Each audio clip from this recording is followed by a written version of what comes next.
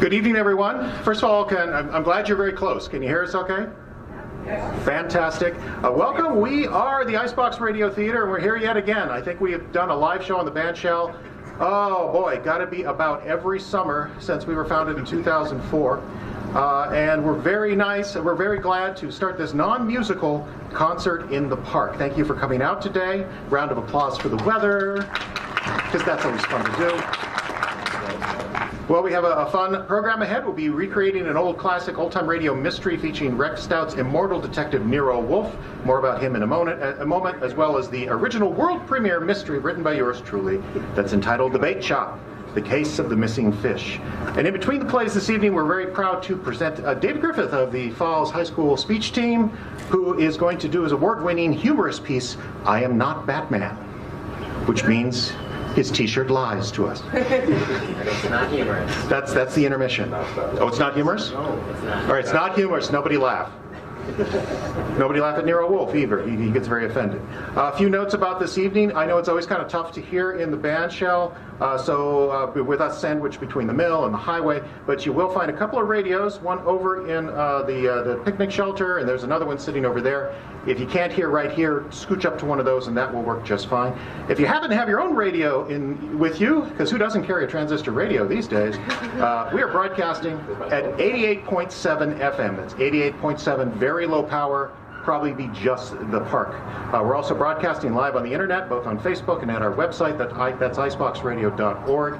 If you have someone you know anywhere on planet Earth who would like this show, give them a call and say, hey, just go to iceboxradio.org and click on the little word that says stream at the top, and they will be able to listen.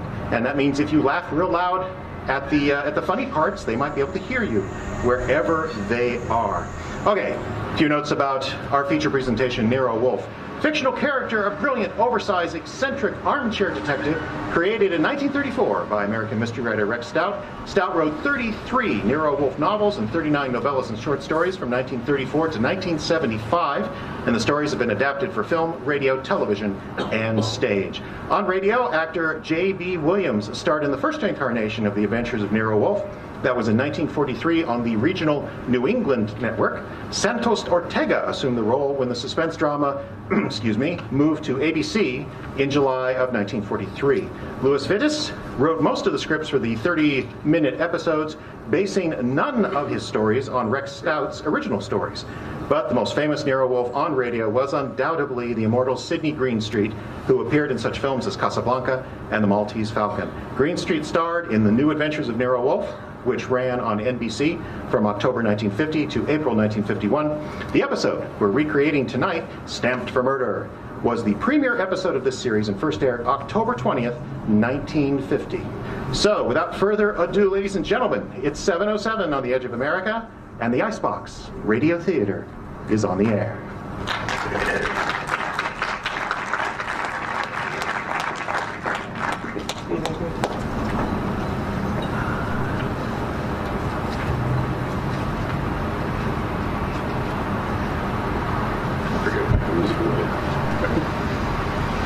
My boss is the smartest and stubbornest, the fattest and the laziest, the cleverest and the craziest, the most extravagant detective in the world, Nero Wolfe.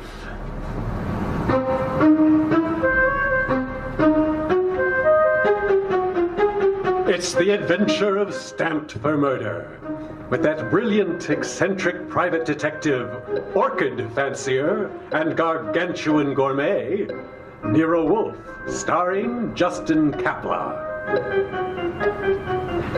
Instructions for this morning, Archie. Your notebook, please. First, Mr. Sazenbeck, inform him that the Long Island peafowl he sent were most unsatisfactory.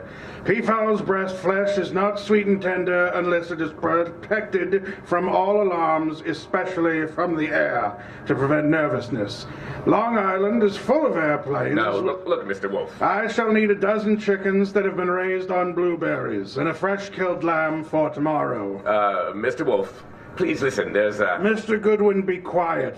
And then dinner on the following day becomes a problem. Mr. Wolfe, dinner any day is gonna be a problem if you don't pay Sossenbeck's bill. Then pay it. With what? The bank account's empty. Ridiculous. There were $4,000 in there yesterday. Yeah, but you bought a shipment of orchid bulbs from Lionel Gutner. Mr. Wolf, we need money. You gotta stop eating and drinking beer long enough to earn some. Ah, you're an alarmist. Will you, for the love of heaven, stop turning down clients and turn an honest dollar?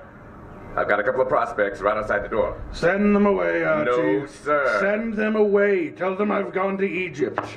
Nothing doing, sir. Confound you, Archie. Obey orders and send them away. Miss Kent, Mr. Rodman, come in, please. Of course. Thank you.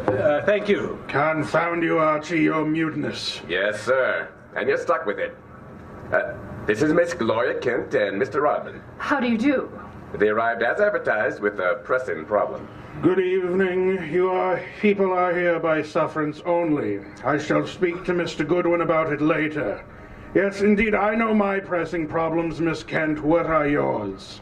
My father. In need of a court of domestic relations, Miss Kent. What does your father do? Beat you, withhold your earnings, discourage your suitors? Mr. Goodwin should have informed you this office does not undertake cases involving marital or family problems. But that's not the If Mr. Goodwin had not been beguiled by your pretty face, he might have warned you and avoided this embarrassment to you and annoyance to me. No. Take it easy. Take it easy. How many times have I told you don't know how to handle women? Then suppose you let Miss Kent handle me? Well, it's simply this, Mr. Wolf. I had some money my mother left me. My father's just spent it without my permission. I want it back, without a scandal. Facts, Miss Kent. How much and how spent? $10,000. Father bought a treasure map. Indeed? From whom? A pair of swindlers named Cross and Halleck.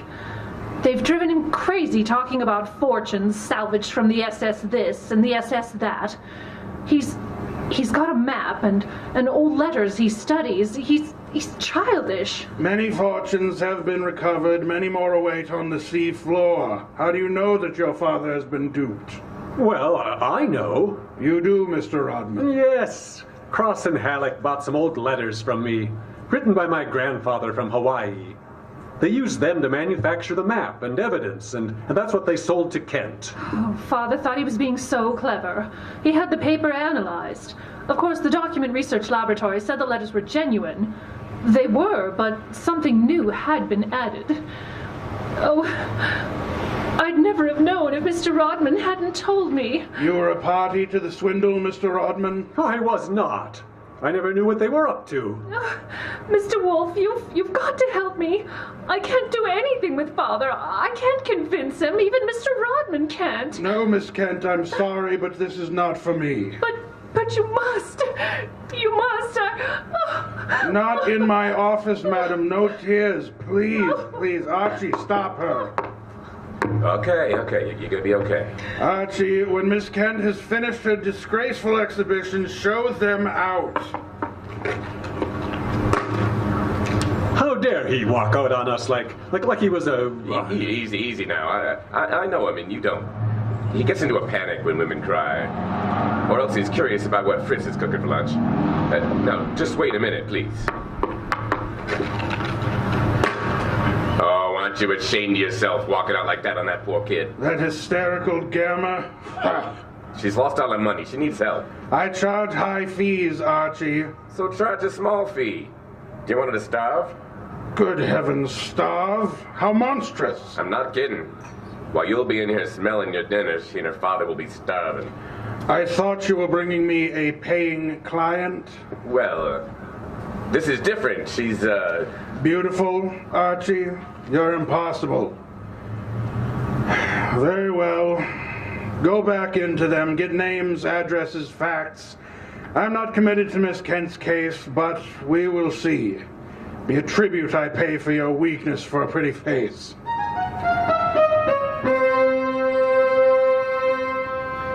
Rodman and Gloria Kent were gone, however, so all I had were the few facts to give me before they met Wolf. I felt guilty about that when he came back into the office and sat down in his specially built chair. He closed his eyes and I glared at him. Well, how much of you is awake? Mr. Wolf. Well, they disappeared. Did you tell me you were gonna help this girl just to get her out of the office, or did you mean it? You are a gadfly. No, sir, no, sir. You made a promise and you stuck with it. Well, what did you get from Rodman? Name, address, occupation. He's a librarian. That's all. Very careless, Archie. You missed the significant point. Such as, huh? How did Rodman discover that the letters he sold were being altered by forgery and used for swindle? How did he locate the duped Mr. Kent? Yeah, I guess you're right. I'll ask him next time. But, what about now? Are you gonna get Gloria's money back? I assume you call Miss Kent Gloria solely in order to annoy me? It does.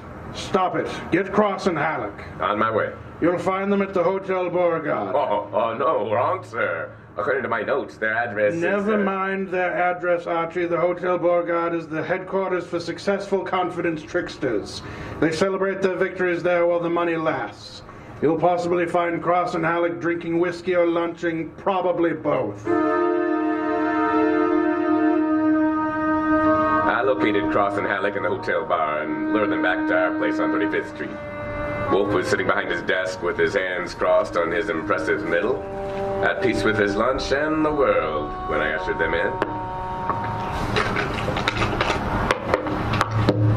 He sat bolt upright and scorched me with a look.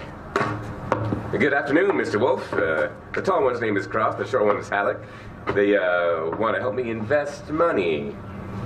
Ladies, Mr. Nero Wolf. Huh? What? Who? Nero Wolf?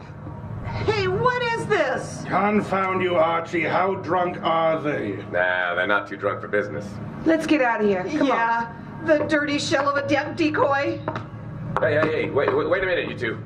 You want me to keep him here, Mr. Wolf? Not by violence, Archie. Come back here, ladies, unless you want 7 years in the state penitentiary. Unless what? on. You got nothing on us, Wolf. Nothing. I have the Kent case. The Kent case? That's a laugh. We're sitting pretty. Sitting pretty. You are not. You imagine you possess legal immunity. Mr. Kent believes your grotesque balderdash and will not sue for fraud. Miss Kent cannot sue because she is reluctant to accuse her father of wrongfully obtaining her money. Ergo, you think you are invulnerable. Now see here, Miss... But you forget me. I am a detective with a fee to earn. A big fee. Quiet, Archie. I'm determined to get that fee. Therefore, as Miss Kent's agent, I can and will bring action against you. I'm indifferent to her tears or her father's disgrace. I'm indifferent to anything outside of the money. You'll return the $10,000 to me at once, or you will be in jail by morning. You mean that? I do, Cross. Halleck, Yeah? come here. Come on now, hurry.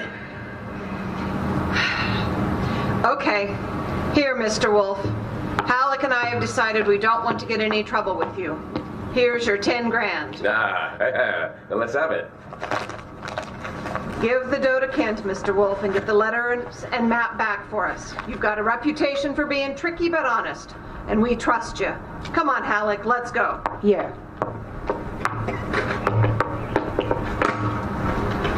Well, how about that? Preposterous.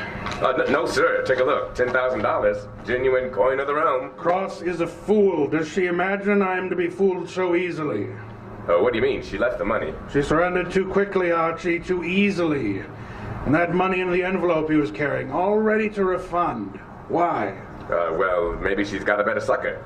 I heard her mention Ben Sanford. Nonsense. Does she need Kent's forged letters and map to cheat this Ben Sanford? Couldn't they prepare another set? I guess you're right. Something is fishy. In any event, it is no concern of mine, thank heaven. Oh, why's that? I am not committed to Miss Kent in any way. As a favor to you, I undertook to regain her money. I have done that. You may take it back to her and obtain the forged papers in return. But, Silence, Mr. Goodwin. Go to your red-haired charmer and leave me in peace. I intend to spend this afternoon with my New World Atlas. Well, I left him 3,000 miles up the Amazon with his magnifying glass and drove up to East 69th Street. The Kent house was a broken down little brownstone, and as I went up the stoop, the door opened, and Gloria burst out like a skyrocket. Hey, Miss Kent, easy now, easy. Let me go. Let me go. Well, what's wrong? What's wrong now? Wrong? Wrong? Nothing is wrong. Nothing at all. Well, then, how about seeing your father? Oh, you want to see my father? Come inside. Oh, for the love of heaven, what went through Come there? inside, Mr. Goodwin. I'll introduce you. He's in a back room. Come right through the living room. Well, what else came through this living room? A hurricane? Oh, no, Mr. Goodwin. Something else. There's my father, Mr. Goodwin. What the devil? Oh, he's dead. His throat's cut. Father, this is Archie Goodwin from Nero Wolf's office. He and his boss refused to help while they could. Well, maybe he can help you now. Hey, now, stop it. All I'm good for now is revenge, that's all. Stop it. Stop it and look at me. All right, now, when did it happen? I don't know. When did you find him? Just now. Keep looking at me. Who went through this house like a hurricane? You? No. Where'd you go after you left the office? To the laboratory. What lab? Document research. The place that checked the map.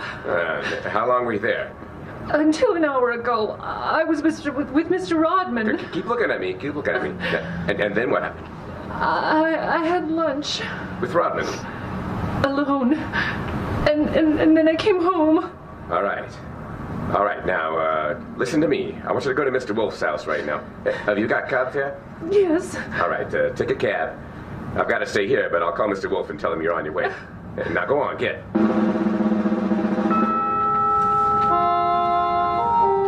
I called Mr. Wolf and told him everything. He instructed me to advise Inspector Kramer, who arrived with the homicide squad. I gave the inspector everything while the squad photographed and measured and print dusted and detected. At 3:30, Kramer took me back to the house on 35th Street for a fight with Wolf. Hey, it's a great story, Wolf. Great. Kent buys a phony treasure map. Everybody knows it's phony except Kent. But Cross and Halleck tried to buy it back, and Kent gets himself murdered. Did you find the map and letters in the house, Inspector? Oh, no, I didn't. Then the killer was after the map. The phony map? Certainly. Why? Well, if we knew that, we would know why Cross and Halleck so willingly paid back the money and why Kent was murdered. Hey, maybe it's not phony. I'd better see the girl now. Oh, you fancy her for the murder? Well, I'll know after I ask a few questions. Tonight. She's had a shock, Mr. Kramer. She needs rest. Look, Wolf, I want her. Why bother with her when there's so much to be done? Yeah? Such as? Cross and Halleck. Find them. And the mystery man they spoke of, Ben Sanford. He's the man you want right now, not this poor overwrought girl. Oh, well, all right. The girl will be here for questioning tonight, though, huh? Tonight, Mr. Kramer. Okay, you will hear from me later on. Well, you buffaloed him out of that, okay. Say, why don't you want to question? Is she guilty? I don't know. Well, what did she say when she got here? She said nothing. She never arrived. She never what? She never arrived. Well, then why did you tell Kramer she was resting? Would he believe the truth? She must be found. More important, we must learn why forged letters and a forged map have produced this turmoil. Find the killer and you find the map. Yeah, you said that. I said the reverse, which is an altogether different statement, Archie. I want a photograph of the map. Get it. Oh, sure. Any particular camera you want me to use? You'll find the photograph at 200 Vanderbilt Street. Are you kidding? A lab cannot check the authenticity of old papers without photographing them in ultraviolet light, infrared light, and so on. If this document research lab has examined those papers, they will have photographs. Get them. He got out of his chair and waddled back to the house elevator. It was 4 o'clock and time for his regular afternoon session with the Orchids. I drove down to the document research laboratory on Vanderbilt, and I got such a shock that I grabbed the office phone and dialed Wolf at once.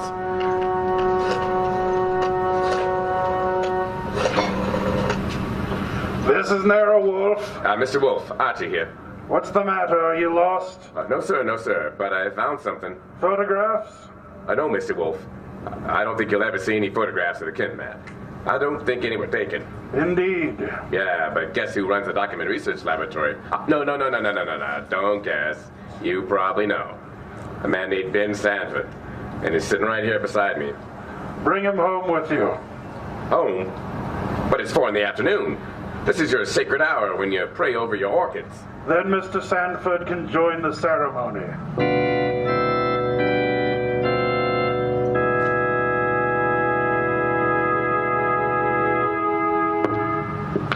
Hey, how about this place? How about it? There must be a million flowers up here. No, not flowers. Orchids only. Mr. Wolf has 10,000 plants. Never saw anything like it. And you never will again, brother. Hey, what kind is that on the bench? Oh, that's our pride and joy. Odontoglossum heranium. Above them, the Vanda petersina, and the pink ones are the silent giant Pangeratus. And now the large object, mulch and flower pots, is Mr. Nero Wolf. Mr. Wolf, Ben Sanford. Good evening, sir. Hi. I came along to be obliging. I've got nothing to say about anything. How much have you offered Cross and Halleck for their treasure map? No comment. Mr. Sanford, I'm going to make some assumptions. I assume that you are not, in fact, a document expert, but an accessory to the fraud of Halleck and Cross. No comment. And that you actually prepare fraudulent maps for those swindlers and then, in the guise of an expert, guarantee their authenticity. No comment. But this you must answer. You did guarantee the authenticity of the map and letters Kent bought. It's on record. All right, I did. Then will you admit they were forged? What, are you a comic? No. You guarantee the value of the Kent map? Yes. As an expert? Yes. Then you have convicted yourself of murder, sir. Murder? What is this? Mr. Kent was murdered, evidently for the map and letters he bought. But of all persons involved, you alone believe in the value of the map. No one else does. Therefore, you alone would have murdered Kent for the map. Well, for the love of... No, wait a minute. Chew it over, brother, chew it over. Either way, he's got you. Okay. You want me to level? Here it is. Level, Archie? Yeah, okay, boss. It's thief type talk. It means tell the truth. It's like you say. The letters were bought from Rodman. I forged the map and evidence onto them. I guaranteed them to Kent. It was a swindle. So the letters are without value? Oh, sure. They're old, that's all. From 1851. Just tired family gossip and stuff. Indeed. Here we have the problem again, Archie. Mr. Kent is swindled with a map and letters that are known to be worthless. He alone believes in the fantasy of the treasure. There isn't any treasure. Never was. Yet Cross and Halleck refunded the swindled money so eagerly. It's obvious they want those worthless documents back badly. Someone else wants them so bad he murders Mr. Kent. Why? I sure don't know. Archie, we must find the girl. There's a chance she turned to Mr. Rodman for refuge. I'm sorry, but you'll have to go there at once. If the girl isn't there, bring Rodman.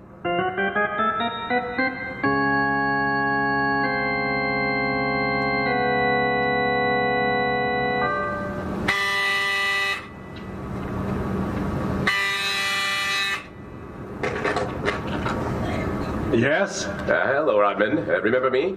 I'm Archie Goodwin from Nero Wolf's office. Oh, yes, of course. Look, I came here to get Gloria Kent. There's been a change in plans. Tell her to come out, please. Gloria? Well, she's not here. Why should she be? Haven't you heard? Heard what? Well, I guess you'd better come down and see Wolf. Oh, Mr. Goodwin, I'm afraid I can't. I'm rather busy. Look, Rodman, maybe you ought to know. Old man Kent was murdered. What? Yes, just after you and Gloria left us. Kent? Murdered? Well, this is awful. Mr. Goodwin, it's... Well, you want to see Mr. Wolf now, I bet, huh? Well, get your hat. Murdered? Oh, believe me, I never wanted this. I'm going to tell Nero Wolf the whole mess. Every word of it. Okay, then, come on, get ready, let's go. Yes, of course. Just a minute, I'll get my hat in the bedroom. Murdered? Kent? Gosh, I never dreamed.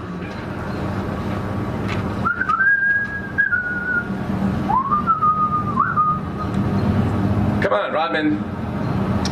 Come on, Rodman. Come on now.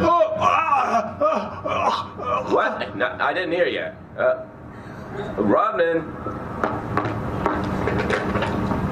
Oh, what the? Rodman. Oh, Rodman. Oh, good Lord, what next?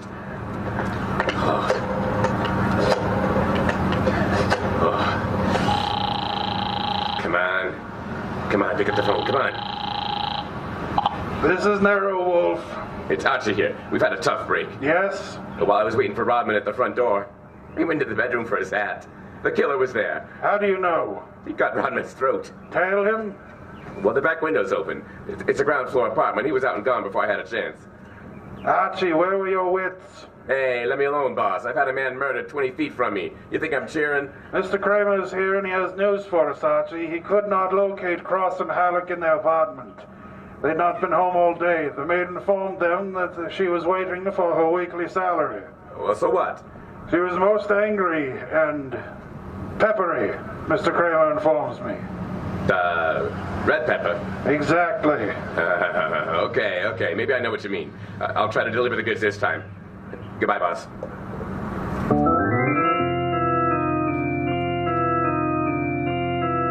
So I drove down to the apartment house on Gramercy Square where Cross and Halleck lived. Took the elevator up to the 10th floor, found the right door, and slipped in with a pass key. All right, come out.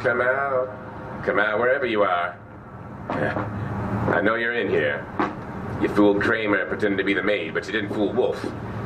You'd better... Oh, Gloria! Get it out, you idiot! Lay off!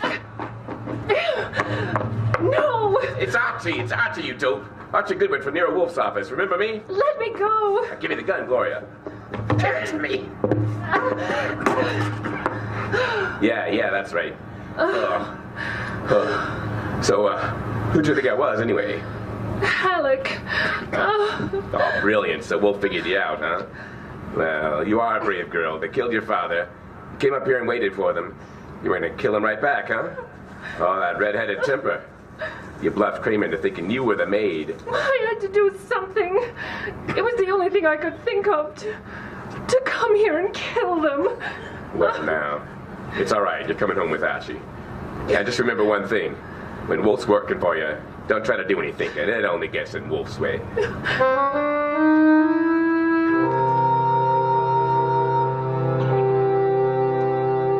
I got Gloria Kent back to the house at 7 o'clock. I parked the car, brought her into the office, and I got the shock of my life. There was a convention on. Wolf was there with Inspector Kramer representing the cops. Cross, Halleck, and Sanford were there representing the crooks. When Kramer saw Gloria, he scowled first at her, and then at Wolf. So it was a slick one after all, Wolf. You didn't have the girl. You had no intention of producing her. Please, Mr. Kramer, that can wait. There are other matters far more important. I dine at 8.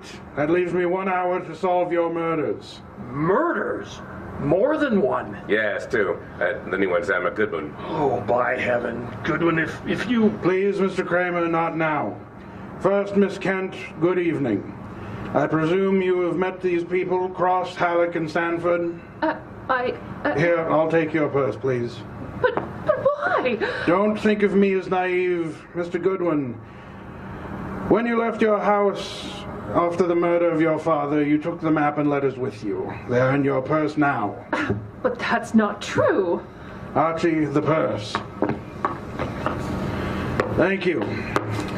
We have here an interesting situation. There exist some old letters and map, forged and fraudulent, but they're worth $10,000 and more to Cross and Halleck, and worth 2 murders to a killer. Why?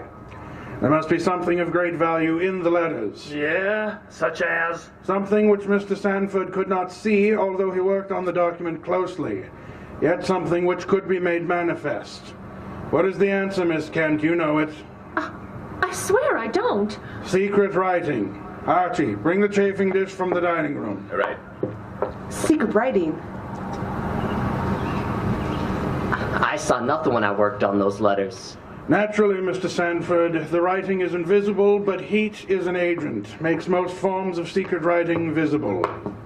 Here's the chafing dish, boss. Thank you, Archie. Place it before me and light it. Right. Now I open Miss Kent's purse. From it, you see, I withdraw these ancient letters which she took from her house after her father's murder. That's not true. Archie, That's enough, Gloria. That's enough. From now on, you just listen. we remove the letters from the envelope and toast them gently. Secret ink, vintage 1851, will easily succumb to the agency of heat. Careful! Careful, those envelopes will catch fire! Hey, they've caught Don't be upset, Cross, Halleck. the envelopes! They will burn safely in the dish. We can concentrate on the writing. Watch closely. I do not want to be accused of trickery. You fat fool, the envelopes are everything! Put him out, Sanford! Don't sit there, put him out! Why, Halleck? Well, the stamps! The missionaries! They're worth a fortune! The missionaries, of course. You know that. Cross knows. So does Mr. Sanford, right? Yeah. Of course Sanford knows, you old fool. Let me get this... Oh, Mr. Sanford is not alarmed. Why not, sir? I don't know what you're talking about. $50,000 or $100,000 is burning before your eyes, Mr. Sanford. Cross and Halleck are burning their fingers, putting out the flaming envelopes, and yet you sit there quite indifferently. Why? Well, You know the value of the missionary stamps on the letters you bought from Rodman, but you know these aren't the real letters. Isn't that it? Not the real letters? I told you I'm tough to crack, Wolf. You didn't fool me with those dummies. Dummies. How did you know? Mr. Cross, Miss Halleck didn't know? How did you? Well, I'll tell you, sir. Only one man could know I was framing Miss Kent as a decoy. Only one man could have known I prepared these dummy letters and pretended to take them from her purse. And that, sir, is the killer. The man who murdered her father and stole the map and letters this morning. You, sir, Mr. Sanford. Well, I'll be. Mr. Kramer, there's your killer. You'll find the missing map and letters on him or concealed in his home or office. You won't need the evidence anyway. Look at his face. He's self-confessed. Self-confessed. That's fun. He was booby-trapped.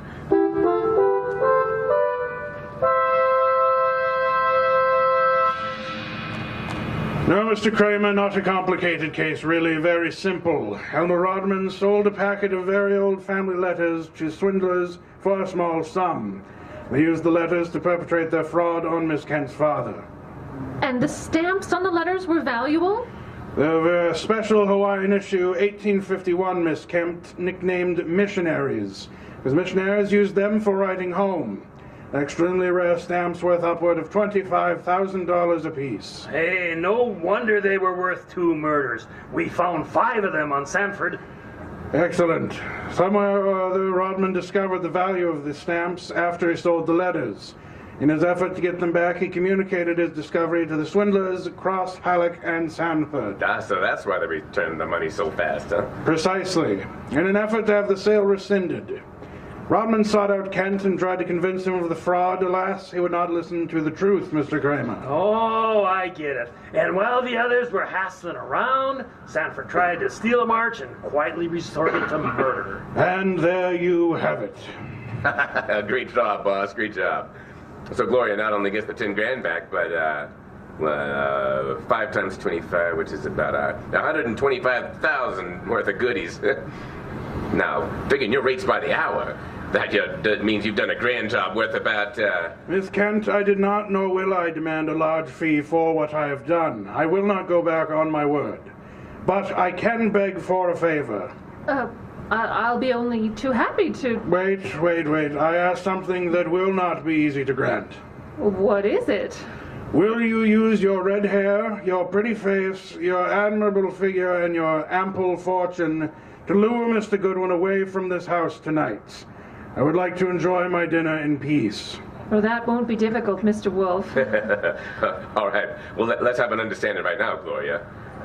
Difficult for you or for me? I'll be delighted. Indeed. To spend an evening with Mr. Goodwin, there's only one word for you, Miss Kent. Intrepid.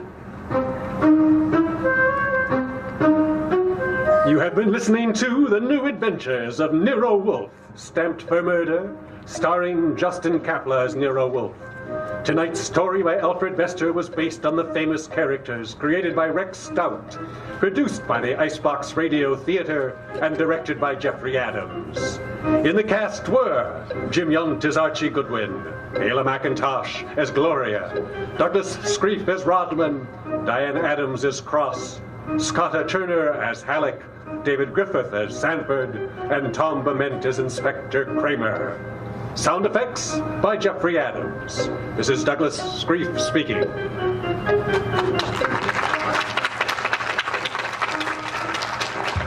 As our first presentation this evening, we have another brand new comedy mystery coming up in just a minute. But first of all, I believe we have something we haven't worked on yet, but let's see. David, how far did we get with this particular speech? Subsections or? Yeah, First in subsections. Award-winning. And the title is? Tell you what, why don't you grab a microphone? Which one looks good? I think the second one right there. Second one right there. Yeah, Oh, actually, before you start, want to let you know, actually, thank you to the Kaplas. First of all, how about another big hand for Justin Kapla, who embodied Sidney Greenstreet? And another one for Mr. Jim Yunt, who got off his deathbed, apparently, to be here and talked on literally every page. But I do want to let you know, we have some merchandise left. It's our second annual clearance sale. T-shirts, $5, hoodies, $15. We don't have a lot of hoodies, but if you like 10 towards the small or medium size, there might be some choices there. Also coffee mugs and other things, and of course it all goes to benefit the IBRT. Without further ado, let's go ahead and throw it over to David, if you don't mind, David.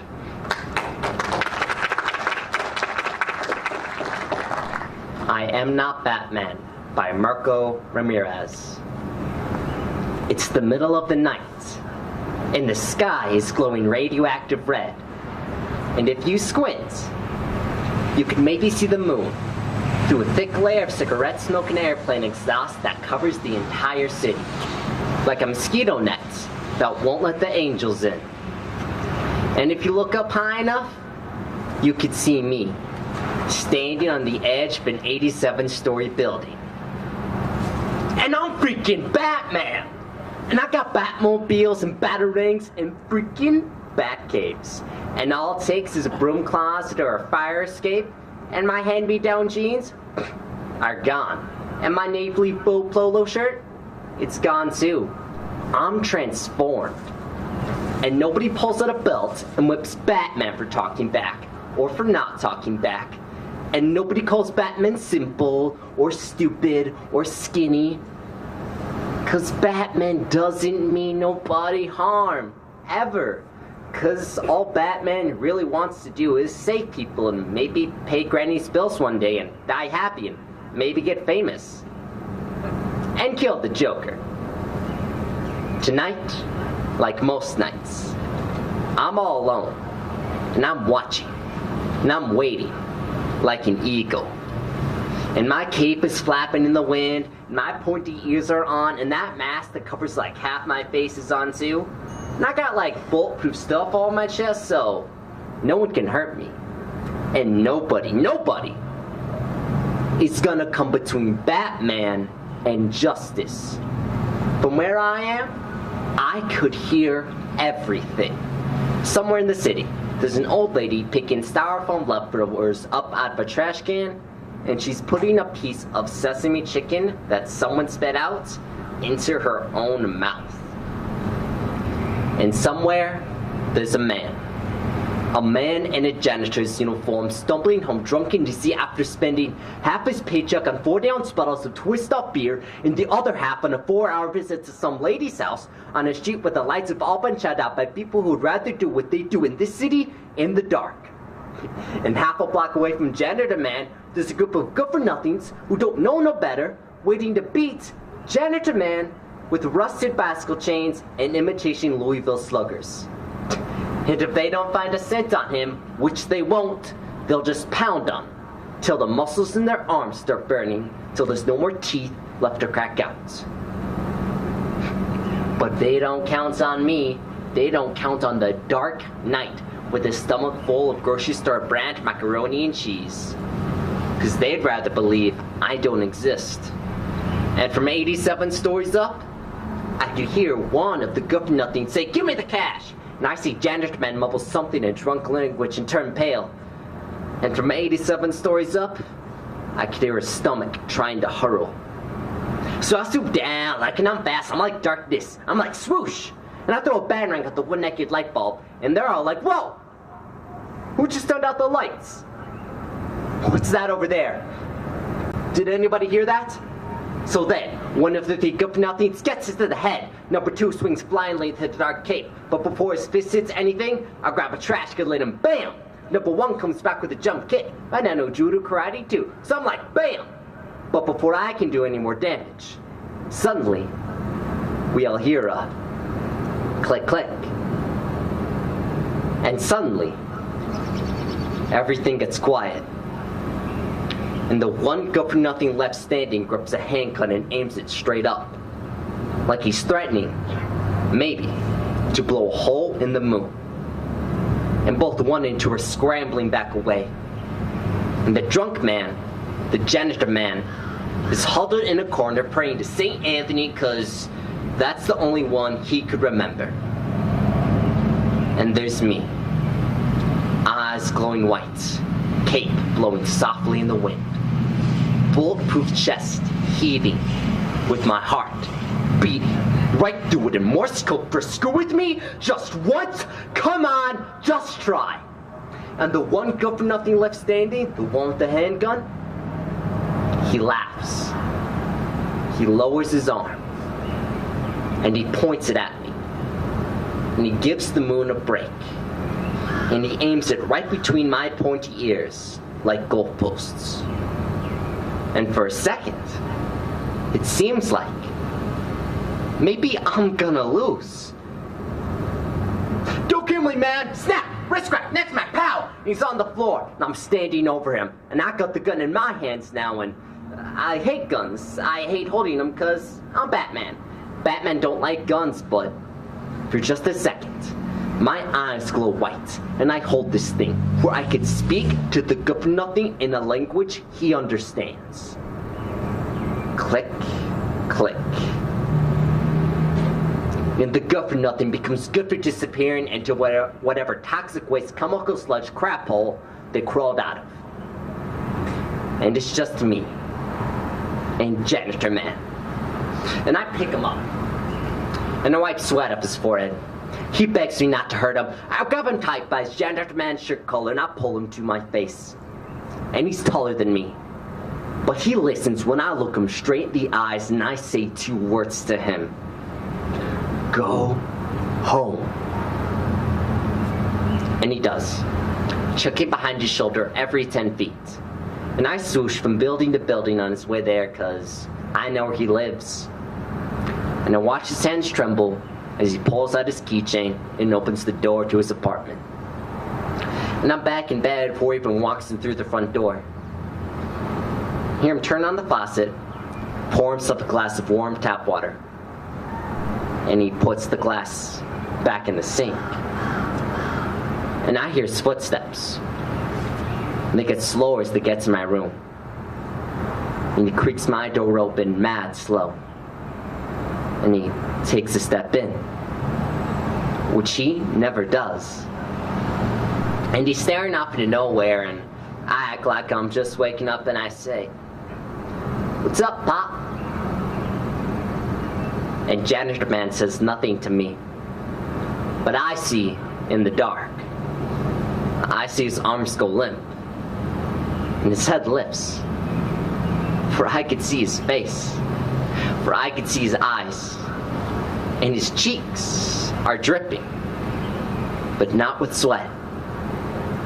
And he just stands there, breathing. Like he remembers my eyes glowing white. Like he remembers my bulletproof chest. Like he remembers he's my Pop. And for a long time, I don't say nothing. And he turns around, hand to the doorknob. And he ain't looking up my way, but I hear him mumble 2 words to me. "I'm sorry." And I lean over, and I opened my window just a crack. If you look up high enough, you could see me. And from where I am, I could hear everything.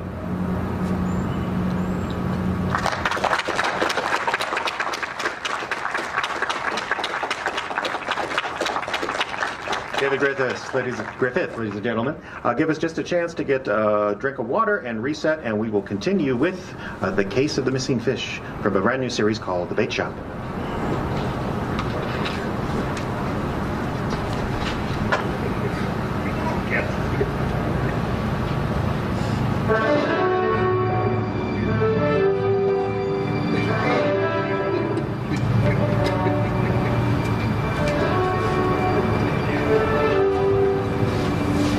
On the lakes and rivers in the far north, anglers from all over the world come to test their skill and attempt to catch the wily walleye. But to hook this most formidable of ethological adversaries requires cunning and intelligence, and most importantly, baits. That is where our hero comes in. But all is not well in the tiny village of Icebox, Minnesota, where Woody's bait shop and guide service open alternating Tuesdays 1 to 5 abides. No, there is skullduggery afoot, and soon, our heroes will come to realize that their most prized possession, a record-setting fish, stuffed and beheaded, has gone missing, and only they can solve the mystery. But soft, our play begins. Dunghauser! Dunghauser, where are you at? I'm here, Woody. I'm coming. I'll get in here. We got work to do. You got it, Woody. Sorry, I was checking on the raccoon traps out back. I keep telling you, those aren't raccoon traps. Oh, sure they are. I had a box held up with a stick and a string tied to the string, so I can pull it out, thus trapping the raccoon beneath the box. So you built a trap like in a cartoon, is what you're saying? Well, sure. It always worked for Bugs Bunny. Bugs Bunny would never trapped anybody. He was always one they were trying to trap, and it never worked. That is why it's so clever, Woody. I know I'm going to regret this. Yep. But why does that make it clever? Because raccoons will never expect to be caught in a rabbit trap. I am speechless in the face of your intellect, Dunghauser. Thank you. Just wondering, why exactly do you want to catch a raccoon? Well, company. Okay, I'm just going to ignore that. So, Dunghauser, Yep. do you think you can take your time out from your busy social calendar and help me with this here inventory? Well, sure thing, Woody. Got a big weekend coming up. We have to make sure we don't run out of anything. You bet. Okay, first off, leeches. Yes. Well, Well, what? how many leeches do we have? Right. Let me look in the tank. Seeing as this is an inventory, I think that's a good idea. We got plenty. Okay, good. Night crawlers? Tons. We got tons. All right. How about minnows? Lots? All right. Leeches plenty, night crawlers tons, and minnows lots. Inventory's done. Whew. I am bushed. That's enough work for today. We'll just wait on customers from here on. Sure.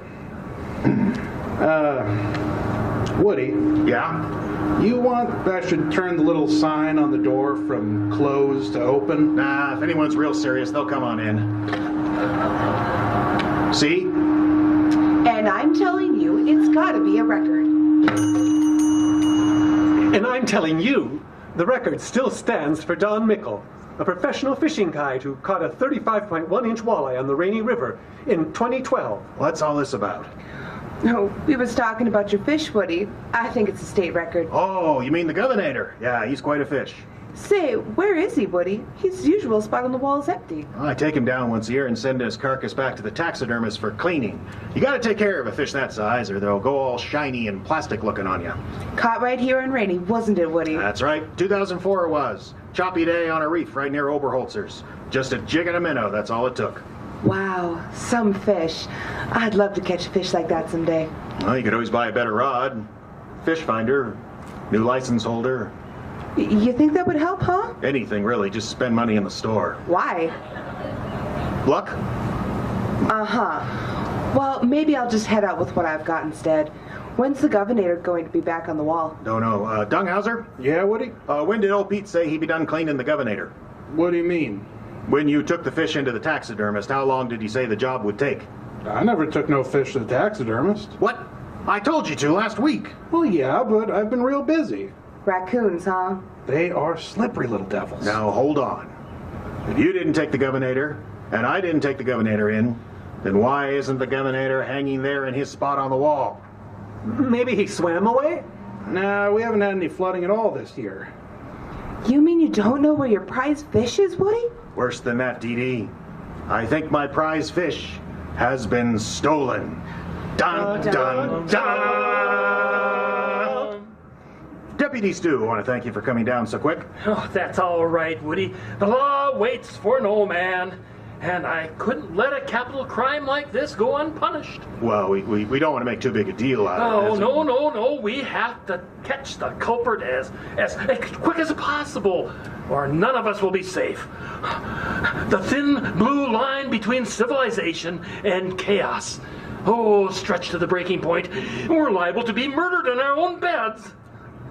All because a stuffed fish went missing? Of course not. Don't be silly. The crime rate in Icebox is almost non-existent. Oh, naive, all of you. We must be vigilant. We must be watchful. You know, Deputy, it seems to me there might be more important things for you to do than chase a missing fish. Now, hold on there. I know it's just a fish, but it's my fish, and I'd really like it back. Well, let's get started then. Description of the missing property. One walleye pike, stuffed professionally. 35.6 inches, was it? Yeah, that's it. 35.6 inches. That's right. 35.6 inches long, tail to nose. Greenish silver in color, wearing a Ventura for Governor hat. Interesting. Why the hat? Well, when I caught him, somebody, probably Dunghauser there, said he looked a lot like the governor, so it kind of became a nickname. The Governator, we call him. Huh. Who was the governor at that time? Ace Ventura. No, Dunghauser. No, it was, I'm sure. It wasn't Ace Ventura. Ace Ventura is fictional. Are you saying the governor of Minnesota was fictional? It's the Illuminati. I know it. No, it wasn't Ace Ventura. Ace Ventura was Jim Carrey. Jesse Ventura was governor of Minnesota. Oh, that's just what they want you to think. No, he really actually was. Who? Ventura. He was governor of Minnesota. I thought he was on Mad TV. No, that's in living color. Oh, well, of course it's in living color. We've had color TV since the 70s. What do you think this is, the sticks? Yeah, Woody, what's wrong with you? Well, now, wait a minute. We had color TV for a long time, Woody. Hold on. Ace Ventura is a fictional character from a series of comedy movies of the same name, played by Canadian actor Jim Carrey, who came into public prominence on the Fox TV show In Living Color. Jesse Ventura is a former professional wrestler and broadcaster who pulled a surprise upset to be elected governor of Minnesota in 1999, shortly before I caught that fish. Okay. Wow. Yeah. No reason to get so upset, Woody. One question. What? Wasn't the fish in Dumb and Dumber? All right. Woody, Yes. first of all, suspects. Who would want to steal the Governator? About anyone, I suppose. Probably just as a prank. Who would want to prank you then? The town. Seriously? I am a much beloved curmudgeon. Oh, sounds about right. All right. So to solve a mystery, we need to establish motive. Could you sell the Governator? Suppose, but not for very much. Oh, so scratch money as a motive. That pretty much leaves pranking as the only motive I can think of. But that seems hopelessly thin, too. Oh, what about murder? What? What murder? Oh, nothing. I was just thinking that would be more interesting than a missing fish. Oh, I got my eye on you, Sonny. Well, then I should warn you. Tonight is bath night, and we don't have an indoor tub. Ew. So noted. All right, forget motive for the moment. Good. I'm not motivated to do anything. What about opportunity?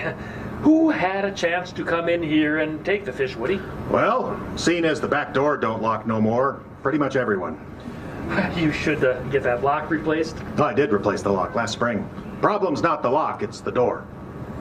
What's wrong with the door? Won't close. Then you should have the door replaced? No, the door's fine, it just won't close. The door is fine, except that it won't close. That's right. On account of the hinges are missing. Doesn't really sound like the door is fine, Woody. Well, that's because the problem has more to do with the wall, which has more to do with the building, which has more to do with the foundation. What's wrong with all that? Off kilter, all of it. How do you know it's off kilter? Well, the back door doesn't fit, does it? So, your back door doesn't lock. Nope. We just lift it up and set it in place with a sign that says, "Beware of dog." Oh, and you have a dog. I used to. He ran away one day when we left the back door open. All right. When did you first notice the fish was missing? A little while ago, Dee Dee there came in and looked at it and asked where it was. And Woody said he had it sent out so it could be cleaned up. I thought Dunghauser had done that, but he hadn't. Why not, Dunghauser? I have been really busy. Oh, raccoons again? I don't see how that's any of your business. Except that trapping them out of season is against the law. Unless they're being a public nuisance. And are they? Not yet. I haven't figured out a good bait to get them coming around. Smart raccoons. And why were you here, Dee Dee? I was going fishing. Thought I'd stop by the Governor for good luck. Uh-huh. How about you, Snowy? Oh, I don't know. Just passing the time of day with Dee Dee. Oh, are you going fishing with her? Can I? No. Oh. Right. Well, Woody, this is a tough one. You don't think you can find the Governor? Well, I didn't say that. It's just a tough one. No one had motive, and everyone had opportunity. When was the last time you saw the fish? Well, it's hard to say. You kind of get used to seeing something in its place. You don't always notice when it's gone. It was there last Tuesday. Why do you say that, Snowy? Oh, I just come back into town after a week's vacation and remember saluting him. Oh, I always salute the Governor. Ooh, fan of Ventura, are you? No, fan of the fish. I didn't vote for Governor Ventura. Besides, The Cable Guy was a terrible movie. So you saluted him. Why? Oh, just happy to be back. Spent the week in Arizona and was happy to get away from all that heat. Oh, I don't blame you. Dee Dee, Yes, Deputy. you said you come in just to look at the fish sometimes. Is that right?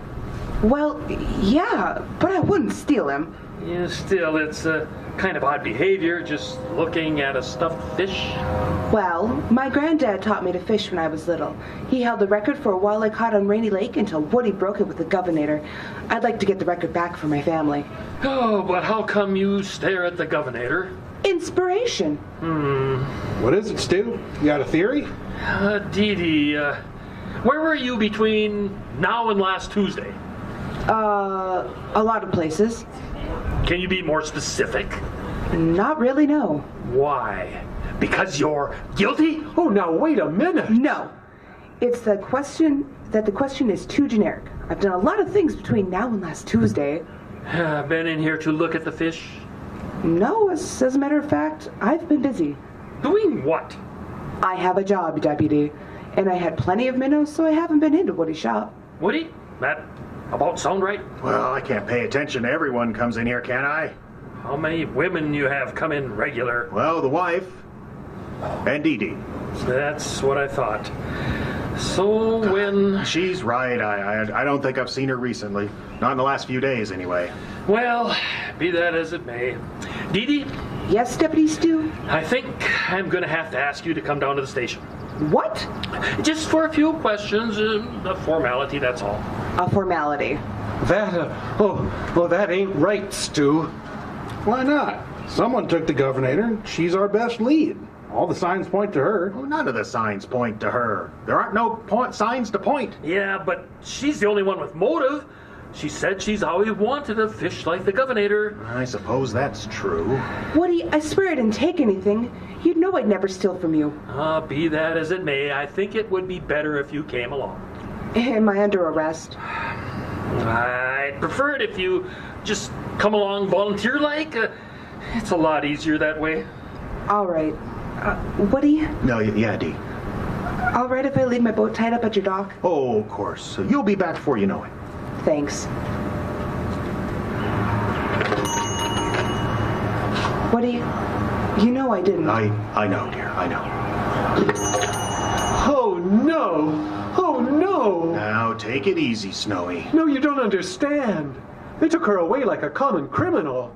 Everyone's gonna know. Oh, don't worry about that. Dee Dee's a big girl. She can take care of herself. Besides, no one's gonna know she's a criminal until they put her in the orange jumpsuit and send her on the perp walk. The what?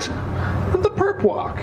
You know, like on TV when they put the scum of the earth criminal in leg irons and parade her in front of the cameras. Oh. Of course, it's extra hard on a woman because all the other women that see it on TV get to judge her. Oh. Oh. Usually after the perp walk, they lose their job, get divorced, stop grooming properly. Then it's just a matter of time before the inevitable insanity sets in. Then, if they're lucky, they'll end up living under a bridge with about 50 cats. Oh, stop talking, Dunghauser. I can't stand it. Now, Snowy, just come. Snowy, get back here. Wait a minute.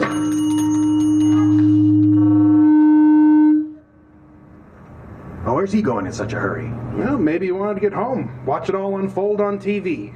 The human drama, naked as a guilty conscience. What's wrong, Woody? What do you think's wrong? Dee Dee didn't steal no fish. Think so? Of course not. She's as honest as the day is long. Well, Deputy Stu didn't seem to think so. Well, Stu doesn't have any idea who took the governor. He's just grasping at straws. I swear, Dunghauser, sometimes when I think of the state of law enforcement in this town, I think we should take drastic measures. Maybe even start locking our doors. Well, now that's just crazy. Especially since our back door's more of a plank at the moment. I know, but did you see Dee's poor face just now? It about broke my heart. Well, what are you going to do? Crime doesn't pay. Oh, you're not listening to me at all. What? Oh, Dee Dee didn't steal the fish, and if we don't do something, she's going to end up in jail for it. Do something? What do you mean? Well, we got the crime scene right here in front of us, don't we? Why don't we take on the case? Hey, now you're talking, Woody. It was a dark and stormy night. It's not a mystery novel, Dunghauser. It's an actual mystery. Now focus. Dee Dee's freedom might be at stake. Right. Where do we start? Okay, well, look around here. Anything look out of place? Not exactly. Well, what do you mean, not exactly? Well, it's just you got so much stuff around the counter, Woody. I don't know what belongs and what doesn't. You saying I have too much stuff here? Well, it does create a very cluttered environment, not always pleasing to the eye from a retail perspective. What?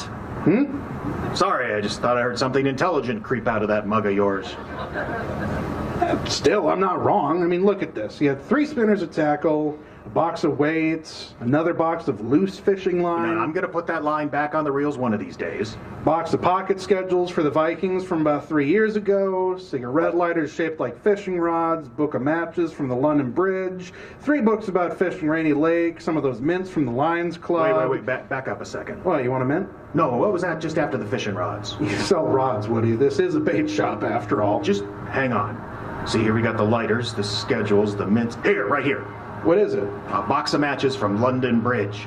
I don't sell these, Dunghauser. That was left here by a customer, possibly the thief. So it's an international incident. I wonder. Let me look here. Just as I thought. What is it, Woody? Look at that, printed on the matchbox. I don't understand. You will. Call Deputy Stu. We gotta get everyone back here pronto. What's happening? I'll tell you what's happening. I know who stole the fish, and I'm gonna make them confess. I'll gather all the suspects here at the bait shop and Sherlock this sucker.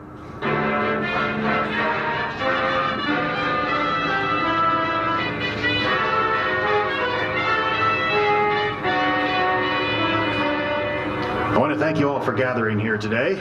We was all just here, Woody. It's no big deal. Dee Dee, I hope he didn't give you the 3rd degree.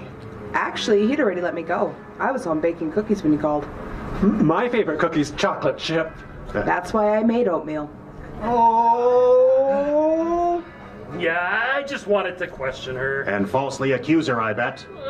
No. Oh, I've seen this part before. This is the part where the genius amateur detective outsmarts the dim-witted police.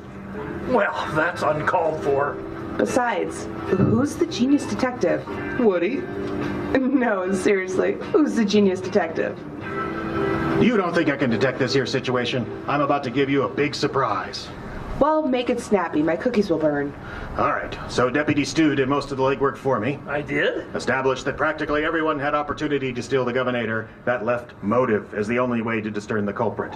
Problem was, nobody seemed to have motive, as this was all just about a dumb stuffed fish. Hey now, take it easy. Except for Dee Dee here. But I questioned her, Woody, and I'm satisfied. She didn't steal the fish. Well, makes perfect sense, Stu. Dee Dee didn't want the fish. She wanted the record her grandfather used to hold. She doesn't want the Governator. She wants to catch the fish that'll beat him. So the question became, who does have a motive for taking the Governator? Dunghauser? What, me? I'd never do that to you, Woody. The Governator belongs up there on your wall. Nevertheless, I suspected you for quite a while. I thought maybe you developed some harebrained scheme about baiting your raccoon traps with stuffed fish. But finally I decided that was stupid, even for you. Wait a minute. Stuffed fish. I said you were off the hook, Dunghauser. Right. Deputy Stu? What? You mean me? You suspected me? Small-town law enforcement can be pretty tame for someone so interested in conspiracies and high-profile crime. So what? You think I took the fish for excitement? I admitted I did think that for a while. But then I realized that was even dumber than Dunghauser's thing. All right, fine. But where's all this going, Woody? Well, Deputy, leaving Dee Dee out of it, because you already cleared her, there's only one person left in the room. Who? Me? Snowy? What reason would he have for taking your fish? Reason had nothing to do with it. Snowy's motive for taking the Governator is love. What? I don't, no. Really? No. Really? Of course not. I would never do anything so dumb to try and impress a girl. Who said anything about trying to impress a girl? Oh, whoops. Lay it out for him, Woody. Elementary, my dear Dunghauser. In examining the crime scene, I discovered the thief had left a clue behind. A box of matches from the London Bridge gift shop. Oh, but I never been to England. But you have been to Arizona. You said you just got back and were happy to be away from all that heat, remember? And when I saw this matchbox, I remembered something I seen on Jeopardy that one time. The original London Bridge has been taken apart brick by brick and reassembled as a tourist attraction in Arizona, complete with gift shop that presumably sells matches. The fiends. No, that's not against the law, Dunghauser. Sorry. Got caught up here detecting. Well, that don't prove anything. I could have left those matches here any time. So you admit you did leave them here? Oh, why did I say that? What about this, Snowy? Maybe you'd better just tell it. I don't wanna. It's embarrassing. We have ways of making you talk, you know. Like what? I'll sick one of my trained raccoons on him. Once I capture and train them. Oh, I can't wait that long. I'll tell you what happened. Well, Dee Dee, Yes, Snowy? would you mind leaving? Fine. My cookies are about to be done anyways. All right, Snowy. You took the fish, didn't you? Uh-huh. To impress Dee Dee? Uh-huh. All right then, Snowy. I don't want to press charges or anything, but do you still have the Governator? Well, he's at home, safe and sound. Good. I'm sorry, Woody, I really am. I don't know how to get her to notice me. Oh, she notices you fine, Snowy. In fact, I think that might be the problem.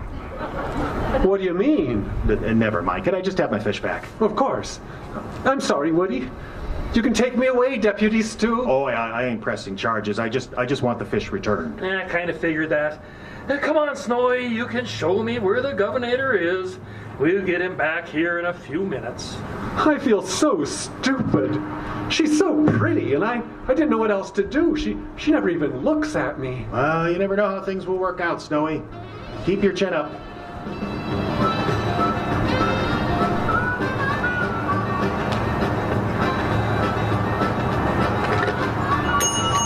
Well, hello there, Snowy.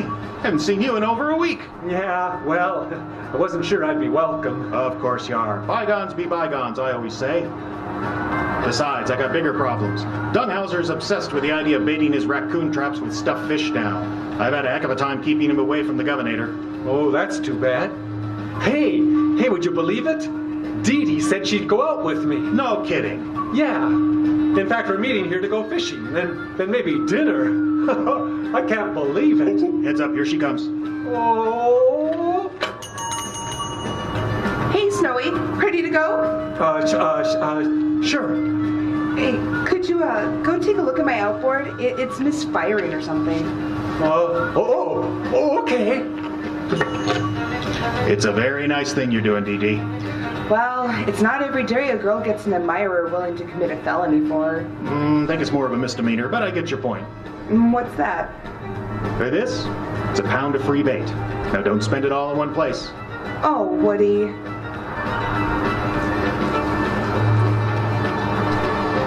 And so we conclude our tale of mystery. Where it began with bait and fish and surprisingly love. The lovers fished the day away, though no records were broken. And Woody, the shopkeep, come detective, come shopkeep again, spent the rest of the afternoon admiring the stuffed walleye hanging on his wall. All was well this afternoon on Rainy Lake, all was well. Until Woody looked closely at the governor's underside and read the words. Made in China? Donghauser!